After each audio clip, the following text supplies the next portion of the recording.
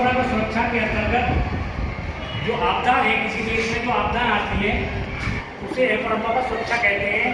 इसमें भूकंप है, सुनामी है, ज्वालामुखी है और निर्धनता है। तो इनको परंपरागत सुरक्षा है। इसकी जिम्मेदारी देश की संस्थाओं और विदेशी संस्थाओं को होती है जब वो उनको सहायता प्रोवाइड कराते हैं।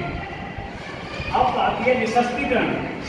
ये भी हमारे समकालीन देश में सुरक्षा का है कि निशस्त्रीकरण का अर्थ होता है कि बगैर शस्त्रों के देश, यानी हमारे पूरे विश्व के अंतर्गत शस्त्रों पर प्रतिबंध लगा देना चाहिए। यानी शस्त्र जो है नहीं होने चाहिए। जितने भी बम्स हैं उन पर रोक लगा देनी, न्यूक्लियर जिन पर बम रोक लगा देनी चाहिए। दूसरा, अस्त्र नियंत्रण। जितने भी विदेशी ऐसी जो कंपनियां हैं जो शस्त्र बनाती हैं, उन शस्त्रों पर जो है पूर्ण रूप से प्रतिबंध होना चाहिए, जिससे कि देशों को खतरा ना हो। उस खतरे से बचने के लिए जो विश्व की संस्था है, संस्था है जिसे संयुक्त राष्ट्र संघ बोलते हैं, उसका मेन पर्पज ये है कि हमारा जो है पूरे विश्व पर एक ऐसा कंट्रोल करना चाहिए या देशों को वीटो देना चाहिए जो उनसे परे हैं, यानी उनको जो है उनसे अलग रखते हैं। दूसरी, सहयोगमूलक सुरक्षा।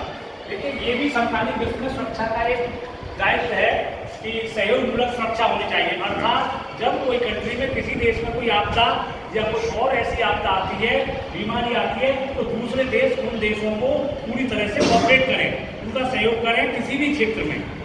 तो ये है सहयोगमूलक सुरक्षा। अब समकालीन सुरक्षा का एक और तत्व है शक्ति संतुलन। देखिए, शक्ति संतुलन का अर्थ होता है कि पावर को बैलेंसिस करना, यानी कुछ देश ऐसे होने चाहिए कि जिसमें जो है दूसरे देशों को एक सहायता दे सके। यानी कोई देश इतना शक्तिशाली नहीं होना चाहिए जो दूसरे देश को अपने अधीन कर ले, यानी वो उसके उन्मेष को अपने अधीन कर ले।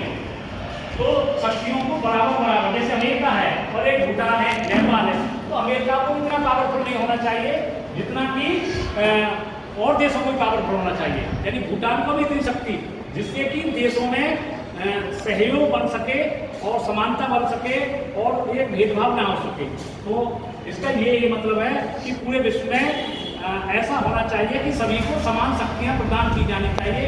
एक देश को दूसरे देश पर अधिकार करने का दायित्व नहीं है। तो इस प्रकार से शक्तियों का संतुलन, ये मार्गेंथ्रू जो अमेरिका के एक इतिहासकार थे, दार्शनिक थे, जिन्होंने सिद्धांत दिया था कि शक्ति मूलक सिद्धांत, उन्होंने एक पुस्तक में लिखी थी।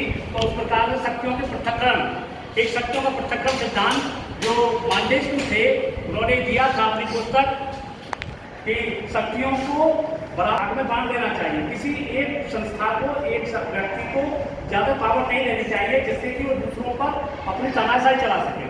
इस प्रकार से हमें शक्तियों का सामंजस्य रखना चाहिए। आज के लिए